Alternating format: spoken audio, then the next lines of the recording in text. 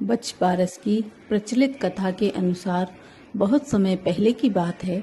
एक गांव में एक साहूकार अपने 7 बेटे और पोतों के साथ रहता था। उस साहूकार ने गांव में एक तालाब बनवाया था, लेकिन कई सालों तक वो तालाब नहीं भरा था। तालाब नहीं भरने के कारण पूछने के लिए उसने पंडित को बुलवाया। पंडित ने कहा कि इसमें पानी तभी भरेगा जब तुम या तो अपने बड़े बेटे या अपने बड़े पोते की बलि दोगे। तब साहूकार ने अपनी बड़ी बहू को तो पीहर भेज दिया और पीछे से अपने बड़े पोते की बलि दे दी। इतने में गरजते बरसते बादल आए और तालाब पूरा भर गया।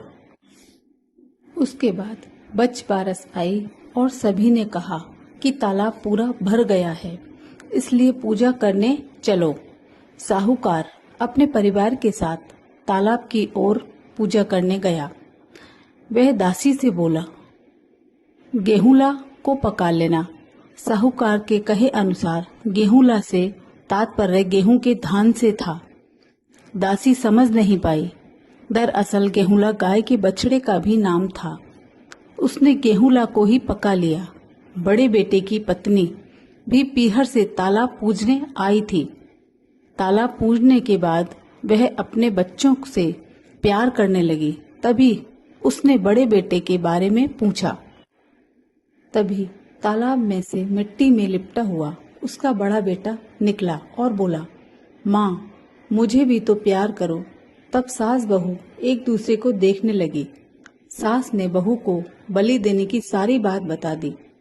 फिर सास ने कहा, बच पारस माता ने हमारी लाज रख ली और हमारा बच्चा हमें वापस दे दिया।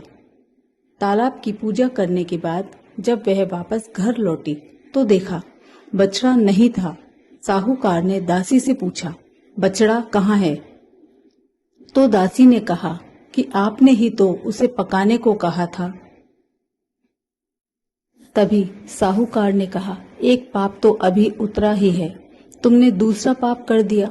साहूकार ने पका हुआ बछड़ा मिट्टी में दबा दिया। शाम को गाय वापस लौटी तो वह अपने बछड़े को ढूंढने लगी और फिर मिट्टी खोदने लगी। तभी मिट्टी में से बछड़ा निकला। साहूकार को पता चला तो वह भी बछड़े को देखने गया।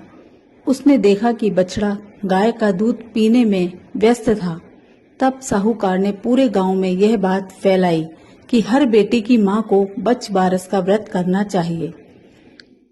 हे बच बारस माता, जैसा साहूकार की बहू को दिया वैसा हमें भी देना। कहानी कहते सुनते ही सभी की मनोकामना पूर्ण हो। कि गेहूंला और मूंगला 2 बछड़े थे जिन्हें दासी ने काटकर पका दिया था। इसलिए इस दिन गेहूं, मूंग और चाकू तीनों का प्रयोग वर्जित है। कथा संपन्न हुई। जय बच बारस माता।